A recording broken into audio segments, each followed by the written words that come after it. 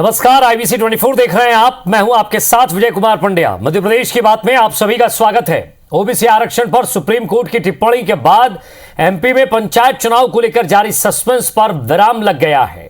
राज्य निर्वाचन आयोग ने साफ कर दिया है कि ओबीसी के लिए आरक्षित सीटों को छोड़कर बाकी सीटों पर पंचायत चुनाव की तारीख पर जो तारीखें दी गई हैं उन्हीं पर ही चुनाव होंगे। इसके साथ ही आयोग ने होल्ड सीटों पर दोबारा अधिसूचना के लिए 7 दिन का समय दिया है। तो वहीं ओबीसी आरक्षण को लेकर सियासत भी गरमाई हुई है। कांग्रेस और बीजेपी नेता एक दूसरे को जिम्मेदार ठहरा रहे हैं। पंचायत चुनाव में ओबीसी आरक्षण को लेकर सस्पेंस और उस पर सियासत बातचीत करेंगे, लेकिन उससे पहले आपको एक रिपोर्ट दिखाएंगे।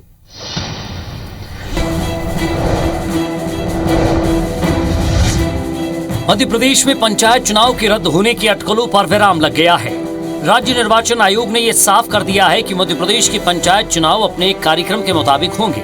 सुप्रीम कोर्ट की टिप्पणी के बाद शनिवार को राज्य निर्वाचन आयोग ने कहा, ओबीसी के लिए आरक्षित सीटों को छोड़कर बाकी सीटों पर तय कार्यक्रम के अनुसार ही पंचायत चुनाव होंगे। यानी अब जिला पंचायत अध्यक्ष से लेकर पंच तक 98,319 सीटों पर फिलहाल चुनाव नहीं होंगे। प्रदेश में पहले और दूसरे चरण के पंचायत चुनाव के लिए जिला पंचायत सदस्य से लेकर पंच तक अब तक 14,525 अभ्यर्थी फॉर्म जमा कर चुके हैं। फिलहाल इस मामले में राज्य निर्वाचन आयोग ने सरकार को पत्र लिख दिया है कि सुप्रीम कोर्ट के फैसले के मुताबिक ओबीसी के लिए आरक्षित पदों के संबंध में रीनोटिफाई करने की कार्रवाई हफ्ते भर में पूरी कर ले, जिससे इन जगहों पर चुनाव कराया जा सके। निर्वाचन की प्रक्रिया जारी रहेगी, किंतु माननीय सुप्रीम कोर्ट के आदेश के पालन में ओबीसी की जो सीटें हैं उनकी निर्वाचन प्रक्रिया स्थगित रहेगी। उन सीटों को रीनोटिफाई किया जाना है। तो रीनोटिफाई करने के लिए भी हमने राज्य शासन को पत्र लिख दिया है। पंचायत चुनाव में सुप्रीम कोर्ट के फैसले के बाद अब मध्य प्रदेश की सियासत फिर ओबीसी आरक्षण पर केंद्रित हो गई है। बीजेपी पंचायत चुनाव से ओबीसी आरक्षण खत्म किए जाने का जिम्मेदार कांग्रेस को ठहरा रही है, जबकि कांग्रेस दावा कर रही है कि सुप्रीम कोर्ट में कांग्रेस नेताओं की याचिका रोटेशन को लेकर थी। ओबीसी आरक्षण की पैरवी बीजेपी सरकार के वकीलों ने दमदारी से नहीं की। अगर सरकार के काबिल वकीलों ने ओबीसी आरक्षण को लेकर मजबूत तर्क रखा होता तो पंचायत चुनाव ओबीसी आरक्षण के साथ होते। कांग्रेस की याचिका पर ओबीसी को जो पंचायतों में 27% का आरक्षण था उस पर लोग रोक लगाई है, और इससे स्पष्ट है कि कांग्रेस हमेशा ओबीसी की विरोधी रही है। ओबीसी समाज वर्ग के साथ एक व्यापक षड्यंत्र कांग्रेस के नेतृत्व ने मध्य प्रदेश के अंदर किया है।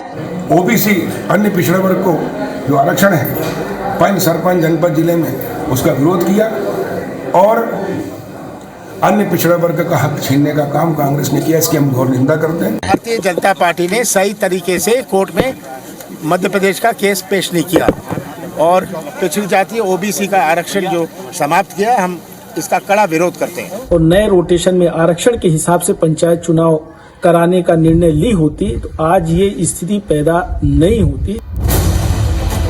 दरअसल पंचायत चुनाव के लिए मध्य प्रदेश में पहली दफा ऐसा दंगल देखने को मिल रहा है। बीजेपी और कांग्रेस भी जानती है कि सत्ता के सिंहासन का रास्ता ग्रामीण इलाकों से ही होकर निकलता है। पंचायत चुनाव के जरिए दोनों ही पार्टियां अपने उन कार्यकर्ताओं को भी साधना चाहती है जो बूथों पर बड़े चुनाव की कमान संभालते हैं। फिलहाल अब सरकार की उस नोटिफिकेशन पर सबकी नजरें टिकी हुई हैं, जिसके लिए राज्य निर्वाचन आयोग ने हफ्ते भर की मोहलत दी है। नवीन कुमार सिंह, IBC 24, भोपाल। तो राज्य निर्वाचन आयोग ने साफ कर दिया है कि ओबीसी सीटों को छोड़कर बाकी सभी जगह यथावत चुनाव होंगे, यथावत तारीखों पर जो है वो चुनाव करवाए जाएंगे। एक तरफ कांग्रेस यानी कि कांग्रेस के बड़े नेता और साथ ही साथ पूर्व मुख्यमंत्री कमलनाथ का साफ तौर पर कहना है कि कोर्ट के अंदर न्यायालय में साफ तौर पर सरकार की तरफ से ओबीसी का पक्ष ठीक से नहीं रखा गया, इसलिए उनके साथ अन्याय हुआ है। अब सवाल यह भी है कि जब ओबीसी आरक्षण को लेकर दोनों पार्टियां क्या वाकई भ्रम की स्थिति पैदा कर रही थी? क्या राजनीतिक आरक्षण जो था वो मान्य नहीं है अब? और साथ ही साथ इन चुनाव को लेकर दोनों ही पार्टियां अलग अलग मत पर बात कर रही हैं। पहले बात होती है रोटेशन प्रक्रिया की, फिर आरक्षण की, फिर आरक्षण के बाद होता है कि संविधान का सही तरह से पालन नहीं हुआ, फिर अलग अलग धाराओं में जिस तरह से पंचायत चुनाव होते हैं उसको लेकर याचिकाएं लगी हैं, अलग अलग जगह पर अलग अलग बातचीत सामने आई। सवाल यह है कि क्या वाकई दोनों पार्टियां अब चुनाव से भाग रही थी या वाकई एक पार्टी चुनाव करवाना चाहती थी, दूसरी पार्टी भी चुनाव तो चाहती थी, लेकिन कम से कम थोड़ा वक्त और मिल जाए, इसलिए कुछ याचिकाओं का रास्ता अपनाया जाए, सहारा लिया जाए? सच क्या है जानने की कोशिश करते हैं। जेपी धनोपिया साहब कांग्रेस के वरिष्ठ नेता हैं, वकील भी हैं, इस मसले को कानूनी तौर पर भी अच्छे से समझते हैं। डॉक्टर दुर्गेश किशमानी जी बीजेपी वक्ता हैं, प्रखर वक्ता हैं, प्रवक्ता भी हैं, लगातार अपनी बातें रखते आए अलग अलग मंचों से।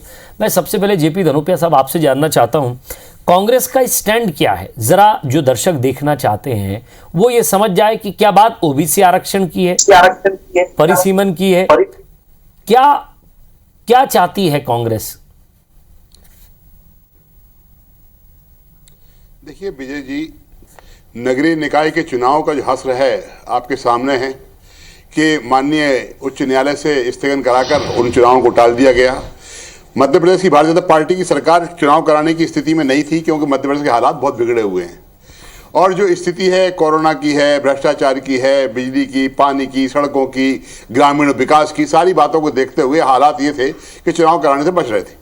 जैसे तैसे मजबूरी हुई, क्योंकि चूंकि हाई कोर्ट ने डायरेक्शन दिए चुनाव आयोग को कि आप चुनाव कराइए। चुनाव आयोग ने सरकार को लिखा, सरकार ने आनंद फानंद में अपनी स्वीकृति दी और आपको आश्चर्य होगा कि 22 नवंबर को मेरी जानकारी अनुसार चुनाव की घोषणा होने वाली थी, जिसकी सरकार ने कार्रवाई 21 नवंबर रविवार को महामहिम राज्यपाल महोदय से एक ऑर्डिनेंस जारी करवाया और 2019 के आरक्षण और परिसीमन दोनों को दस्त कराकर कहा कि पुरानी वाली पर रहेगा, तो एक साल में इसका हो नहीं पाया। जब अगर पुराना कानून था तो आरक्षण कराने के लिए अध्यादेश लाने की आवश्यकता नहीं थी, सरकार ने वो किया। हमने कहा कि मतदाता सूची तैयार नहीं है, माननीय उच्च न्यायालय ने परिसीमन के लिए नोटिस जारी किए हुए हैं, उस पर जवाब अभी पहुंचा नहीं है, सरकार को नोटिस मिल चुका है। आरक्षण की स्थिति क्लियर नहीं है, जिला पंचायत अध्यक्षों के आरक्षण भी नहीं हुए हैं। और चौथी बात, जो 1 जनवरी को मतदाता 18 साल का हो जाएगा मतदाता, उसका भी मतदाता सूची में नाम नहीं है। इन सारी चीज़ों में आनंद फानंद में चुनाव की घोषणा करना जस्टिफाइड नहीं है। ये शायद कहीं ना कहीं सरकार के दबाव में किया गया है, इसको सुधार करना चाहिए और चुनाव करना चाहिए। आदरणीय प्रदेश अध्यक्ष कमलनाथ जी ने साफ तौर पर कहा कि हम चुनाव में जाएंगे और चुनाव में ही हम अपनी बात रखेंगे, हम न्यायालय नहीं जाएंगे। हमने न्यायालय जाने साफ तौर पर, क्योंकि मैं खुद चुनाव आयोग के कार्यों का प्रभारी हूं और मैं इस बात को स्पष्ट कर चुका हूं, आदरणीय अध्यक्ष जी ने भी कहा, सारे लोगों ने कहा कि हम चुनाव में जाएंगे। कोई भी व्यक्ति कोर्ट, कांग्रेस पार्टी नहीं जाएगी। अगर कोई व्यक्ति जाता है, आहत है, हम उसका सहयोग करेंगे, इसमें कौन सी गुनाह वाली बात है। पिटीशन के दौर शुरू हुए, याचिकाएं चलती रही और याचिकाओं में कहीं भी हाई कोर्ट में या माननीय उच्चतम न्यायालय में कोई रिलीफ ढंग से नहीं मिल पाया और एक दूसरे के बाल इधर होती रही। 15 तारीख को एक याचिका में माननीय उच्चतम न्यायालय ने कहा कि ये चूंकि आप हाई कोर्ट जबलपुर का मामला है, आप वहां जाइए, वहां जाकर अपनी बात रखिए। उन्होंने कहा सब सुनवाई हो नहीं पाएगी, चुनाव की प्रक्रिया शुरू हो गई। बोले आप कल जाइए, 16 तारीख को अपीयर होइए, हम आपकी बात को रखने के लिए आपको आदेशित कर रहे हैं। माननीय उच्चतम न्यायालय के आदेश पर याचिकाकर्ता जो भी लोग हैं वो जबलपुर में आए। जबलपुर 16 तारीख को अपनी याचिका रखी और याचिका को आदरणीय महामहिम जस्टिस जो थे उन्होंने बिना किसी सुनवाई के उसको रिजेक्ट कर दिया कि इसकी तो 3 जनवरी की ऑलरेडी डेट तय है, 3 जनवरी को हम सुनवाई करेंगे। निश्चित रूप से जो लोग थे, जो एग्रीड पार्टी थी, दुखी लोग थे, वो वापस 16 तारीख को, 15 तारीख की शाम को उन्होंने एक स्पेशल पिटीशन लगाई। उसमें उन्होंने कहा कि साहब आपके आदेश के बाद भी उच्च न्यायालय ने हमारे नहीं सुना है और इस कर दिया, हमको सुना जाए। ये मेरे पास में स्पेशल पिटीशन है, सिर्फ सिंगल पॉइंट पर है कि रोटेशन के मामले में जो आपने कहा था उस पर हम माननीय उच्च न्यायालय जबलपुर पहुंचे और हमारी सुनवाई नहीं की गई। इसको सुनवाई किया जाए और इस पर रोटेशन पे चुनाव कराने के लिए आदेश किया जाए या उसमें आदेश करने के लिए कहा जाए। आपको आश्चर्य होगा कि जो पिटीशन है उसमें वो कहीं नहीं लिखा। पिटीशन में लिखा उन्होंने कि ठीक है जबलपुर की बात वही रहेगी और आप तो ये जो महाराष्ट्र का मामला है 50% से ज्यादा वाला, उसमें ओबीसी का मध्य प्रदेश में कितना आरक्षण है बताइए। एडवोकेट जनरल वहां पर थे, मध्य प्रदेश सरकार के वकील वहां पर थे, राज्य निर्वाचन आयोग के वहां पर थे, उन्होंने कोई इसको जवाब नहीं दिया, बचाव नहीं दिया। और महामहिम उच्चतम न्यायालय के न्यायाधीश महोदय ने उस पर आदेश कर दिया कि चूंकि ये 50% से ज्यादा है, महाराष्ट्र में 50 से ज्यादा था, इसलिए उन्होंने कर दिया। उन्होंने राज्य निर्वाचन आयोग को आदेशित किया है कि सुधार करें, चुनाव करें, जबकि महाराष्ट्र में राज्य निर्वाचन आयोग निरीक्षण कराता है और मध्य प्रदेश में भारतीय जनता पार्टी सरकार कराती है। ऐसे हालात में वो ऑर्डर हो गया। अब ये कह रहे हैं कांग्रेस इनके वकील वहां पर थे, राज्य निर्वाचन के थे, इन्होंने एक पक्ष भी नहीं रखा कि साहब हमारे यहाँ स्थिति ऐसी नहीं है, या हमारे यहाँ मध्य प्रदेश में राज्य निर्वाचन आयोग कोई आरक्षण नहीं कराता है। राज्य निर्वाचन आयोग के वकील ने नहीं बोला, भारतीय जनता पार्टी की सरकार के वकील ने नहीं बोला और परिणाम यह हुआ कि महामहिम उच्चतम न्यायालय ने इसको स्टे कर दिया कि ओबीसी के आरक्षण को सामान्य किया जाए और अधिसूचना दोबारा जारी कराई जाए। उसके परिणाम स्वरूप आज राज्य निर्वाचन आयोग ने आदेश कर दिया कि एक सप्ताह में ओबीसी के लिए अलग से इसकी सूची जारी की जाए और तब होगा। अब इसमें दो मुद्दे आते हैं, क्या 50% तक जो अनुमति कानून है, जो लोकसभा में अधिनियम पास है, जो पंचायत अधिनियम में है, उसका आरक्षण का प्राप्त लाभ होगा या वो भी नहीं होगा। अभी सब संदेह में है कि भारतीय जनता पार्टी आरक्षण कभी देना नहीं चाहती। भारतीय जनता पार्टी के मुखिया आरएसएस के संघ प्रमुख आदरणीय मोहन भागवत जी ने 2015 में बोल दिया था कि अब आरक्षण का लाभ देने को औचित्य नहीं है। वो नियति उनकी आज भी चल रही है। महाराष्ट्र को उन्होंने साफ करवा दिया, अब मध्य प्रदेश की बारी है। भारतीय जनता पार्टी ओबीसी विरोधी है और सिर्फ दिखावा करती है, ओबीसी का आरक्षण नहीं देना चाहती और इसकी परिणति आज आपके सामने है। इस पर मैं रिएक्शन लेता हूं। डॉक्टर दुर्गेश केसवानी जी, जो होल्ड सीटें हैं उस पर दोबारा 7 दिन में आपको जवाब देना है और बताना है कि क्या कर सकते हैं इस पर अधिसूचना के लिए। देखिए विजय जी, हमारे कांग्रेस के प्रवक्ता साथी जो बैठे हैं, धनोपिया जी वरिष्ठ नेता हैं, आपने जैसा कहा, पर उन्होंने 4 बातों को फोकस करके चुनाव के इस बात को रखा। सबसे पहले जब आपने इनसे पूछा कि कांग्रेस का स्टैंड क्या है, तो इन्होंने स्पष्ट बताया कि कांग्रेस का स्टैंड ये है कि कोई भी याचिकाकर्ता जाएगा उसको कांग्रेस सपोर्ट करेगी। तो याचिकाकर्ता जो गए थे वो कौन थे? वो इनके एक प्रवक्ता थे, इनके एडवोकेट तनखा जी थे, जिनको इन्होंने सपोर्ट किया। जब हमें देश के विरोध, जब जनता के विरोध में खड़ा होना पड़ता है, तो जो वकील जो होते हैं वो कोइंसिडेंटली कांग्रेस के ही होते हैं। जब राम मंदिर के अस्तित्व पर प्रश्न लगता है अदालत में, जब कोई टीम खड़ी होती है तो वो कपिल सिब्बल के साथ खड़े होते हैं। तो ये इनका एक कोइंसिडेंस है जो हमेशा दिखता है कि टुकड़ा गैंग के समर्थन में जो बोलते हैं कि हिंदुस्तान के टुकड़े होंगे इंशाल्लाह। आपसे पूछेगा ना, ओबीसी वर्ग आपसे पूछेगा साहब कि हमारी सीटों पर अब सामान्य भी चुनाव लड़ लेंगे तो परेशानी तो आपके लिए खड़ी हो जाएगी ना सर, उसको क्या जवाब देंगे आप? विजय जी, मेरा निवेदन ये है कि जैसे आपने कांग्रेस प्रवक्ता को समय दिया, आपने पूरी बात सुनी, वैसे ही मेरा भी हाथ जोड़ के निवेदन है, जो मेरा समय है कृपया करके मुझे दिया जाए। तो जो कोइंसिडेंट था वो ये था कि आप जब पंचायत के चुनाव लड़ते हैं, पंचायत के चुनाव करवाना चाहते हैं, पर आपके जो याचिकाकर्ता होते हैं वो कांग्रेस के लोग होते हैं। जब आप राम मंदिर पे भगवान राम पे, श्री राम पे प्रश्न लगाते हैं तो कोइंसिडेंटली आपके प्रवक्ता, आपके लोग होते हैं, कपिल सिब्बल जी वकील के रूप में वहां खड़े होते हैं। इसके बाद आप जब आते हैं, जो लोग टुकड़ा गैंग को समर्थन करते हैं वो बोलते हैं टुकड़े होंगे इंशाल्लाह, उसमें भी कोइंसिडेंटली आप उनको अपने ग्रुप में शामिल कर देते हैं।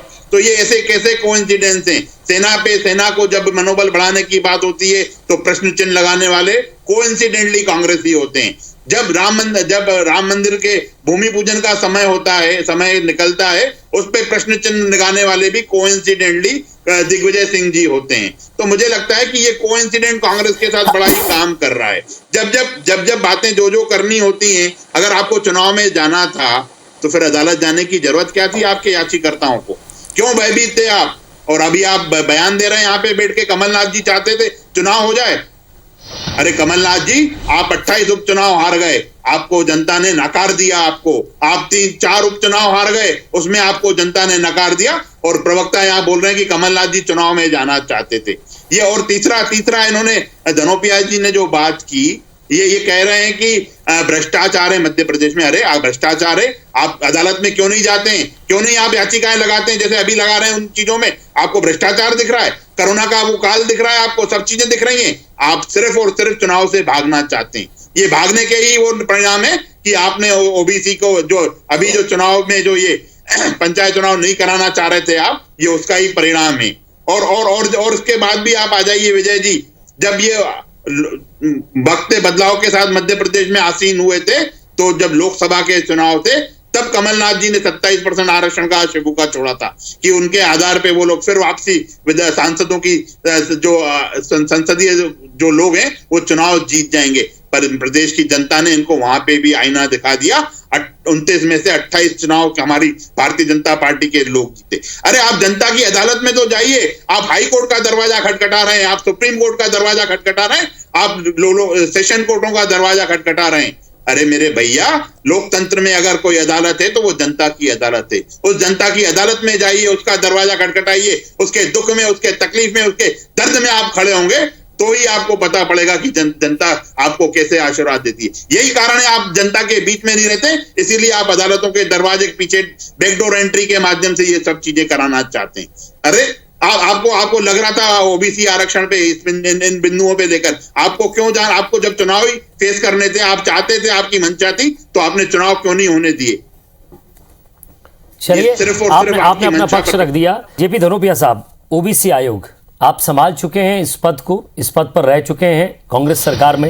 एक महत्वपूर्ण बात आपसे पूछता हूं कि जब सुप्रीम कोर्ट में इस चीज़ का हवाला न कांग्रेस सरकार ने कभी दिया, न मध्य प्रदेश में जो अभी बीजेपी सरकार है उसने कभी दिया कि आपको एक स्वतंत्र आयोग का गठन करना था और स्वतंत्र आयोग को गठन करके ये बताना था कि जितनी राजनीतिक उसको किस किस जाति को लाभ मिल सकता है, यानी कि कौन सी जाति पिछड़ी है, कौन सी जाति पिछड़ी है जिसको राजनीतिक लाभ देना चाहिए। तो क्या कोई स्वतंत्र आयोग का गठन किया गया था? नहीं किया गया तो फिर इतने साल से कर क्या रहे हैं? और जब नहीं हुआ है तो डेटा कहां से प्रस्तुत करेंगे? क्योंकि लगभग 100 से ज्यादा जातियां ओबीसी वर्ग में आती हैं। पंडित जी, बहुत महत्वपूर्ण प्रश्न आपने किया है। उसका जवाब देने के पहले मैं आदरणीय हमारे भाजपा की प्रवक्ता मित्र का जवाब देना चाहता हूं। उन्होंने कहा कि कांग्रेस पार्टी गई, तो मुझे एक पिटीशन दिखा दे कांग्रेस पार्टी के नाम की, एक पिटीशन, एक बता दे, मैं इनकी बात को मान लूंगा। कोई कांग्रेस पार्टी का व्यक्ति कांग्रेस के पद के नाम से नहीं गया है, ये गलत तरीके से जानकारी दे रहे हैं। दूसरी बात, उन्होंने कहा विवेक तनखा साहब भारतीय जनता पार्टी के, उनने कांग्रेस पार्टी के वो रहे हैं और भारतीय जनता पार्टी के भी रहे हैं। मैं आपको बता दूं, आदरणीय शिवराज सिंह चौहान का मुकदमा भी विवेक तनखा जी लड़ा है, नरोत्तम मिश्रा जी का भी लड़ा है, और ध्रुवे का भी लड़ा है। अरे वकील लगे, जो आएगा मुवक्किल काम लेके हम उसका काम करेंगे। तो तनखा साहब ने क्लाइंट का मुकदमा लड़ा है, कांग्रेस पार्टी का कोई मुकदमा नहीं लड़ा। और दूसरी बात ये कहते हैं क्यों गई कोर्ट, तो आपको मालूम होगी 1200 पंचायत कांग्रेस पार्टी कार्यकाल बनाई गई। मैं बता दूंगा, अरे जिला पंचायत सदस्य हैं, वो उसमें गए हैं। आप बोलने देंगे या बंद कर दूं? बोलने देंगे या बंद कर दूं बात को? आप उनका समय, सर मेरे पास समय कम है। दुर्गेश जी, मैं आपके पास आऊंगा, आप अपने समय में बात कीजिएगा ताकि डिबेट आराम से हो सके। जेपी जी, और 1200 पंचायतें जो गठन की गई थी उनको आपने नष्ट कर दिया गया। आपने 2004 का आरक्षण की बात की, पंचायत एक्ट के अंतर्गत लिखा हुआ है कि परिसीमा आरक्षण हर चुनाव के पहले होगा। आपने अध्यादेश जारी करके खत्म करा दिया। जब अध्यादेश गलत जारी हुआ है तो किसी को आपत्ति होगी तो क्यों नहीं जाएगा न्यायालय? न्यायालय जाने में क्यों आपत्ति के साथ रोक सकते हैं कोई आदमी को? अगर आपने बताइए 1200 पंचायतें खत्म कर दी, विकेंद्रीकरण की बात करने वाली सरकार की बात कर दी, और आपने जो अभी कराया है, जो आप भारतीय पार्टी के लोग कह रहे हैं ओबीसी के लिए, तो अभी भी ये नहीं बोल रहे कि कितने % आरक्षण होगा। अभी भी क्या बात कर, 50% तक का तो सुप्रीम कोर्ट ने कहा है ना, आप उसमें करेंगे क्या? इसके लिए आप बात कर रहे हैं क्या? आरक्षण करेंगे आप इस तरह का? कोई जवाब नहीं दे रहे हैं, क्योंकि इनको तो भारतीय पार्टी के लोगों को, ओबीसी को सिर्फ दिखाना है कि हम आपके साथ हैं और उनके साथ हैं नहीं। सर मैंने जो सवाल पूछा था, क्या उस पर अब आप काम हो सकता है क्या? आने वाली सरकारें काम कर सकती हैं क्या? मैं आज भी माननीय इनको सही जाफर कांग्रेस के नहीं दिखते हैं, इनका चेयरमैन हूं, लेकिन इन लोगों ने काम करने नहीं दिया। ऑफिस में ताला लगा हुआ है, किसी को सुविधा काम नहीं करने दिया। और जो ट्रिपल टेस्ट की बात हो रही है, आयोग भारतीय जनता पार्टी ने क्यों नहीं बनाया?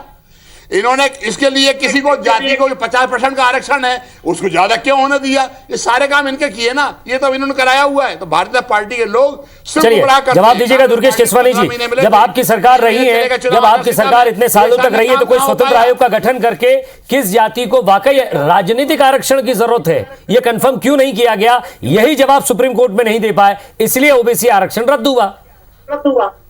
देखिए विजय जी, सबसे पहले तो मैं इनका जवाब लोग नहीं दे पाए, सरकार के वकील नहीं दे पाए, राज्य बचाए के लोग नहीं दे पाए। इसके बाद आ जाइए, चलिए सईद जाफर को आप नहीं मान रहे हैं। एक जब 2018 के चुनाव थे तब मिर्ची बाबा को लेके फिरोज सिद्दीकी इनके प्रवक्ता, कांग्रेस के प्रवक्ता बैठे थे, एक सामाजिक संगठन के नाम से बैठे थे। तो ये काम करते हैं, इनकी कथनी अलग होती है, करनी अलग होती है, और प्रदेश की जनता धनोपिया जी इसको अच्छी तरह से समझ गई है। धनोपिया जी ने जो सवाल पूछा है कि आपने उस आयोग का गठन क्यों नहीं किया?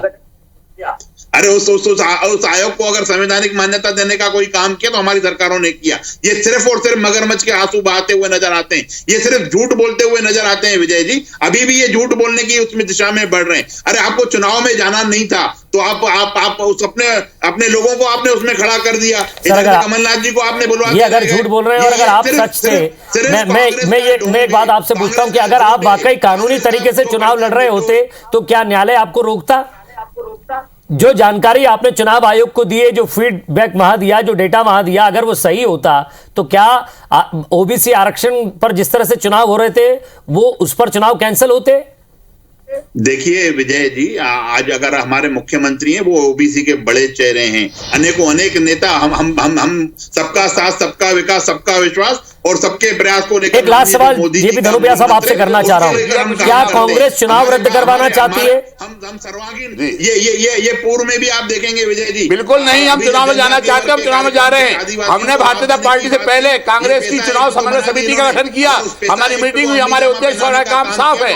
कमलनाथ जी के नेतृत्व में चुनाव लड़ेंगे। चलिए सर, समय कम है, आप दोनों ने बहुत महत्वपूर्ण मुद्दों पर बातचीत की, दो महत्वपूर्ण मुद्दे रखे, लेकिन जब जनता के बीच आप जाएंगे, अगर चुनाव जहां हो रहे हैं वहां पहुंचेंगे तो जनता को भी जवाब देना होगा कि दोनों सरकारें, हालांकि कांग्रेस को बहुत ज्यादा समय नहीं मिला, लेकिन बीजेपी को यह जवाब जनता को जरूर देना पड़ेगा कि साहब ओबीसी आरक्षण का क्या हुआ। बहुत बहुत शुक्रिया आप दोनों को हमारे साथ जुड़ने के लिए और बातचीत के लिए। नमस्कार।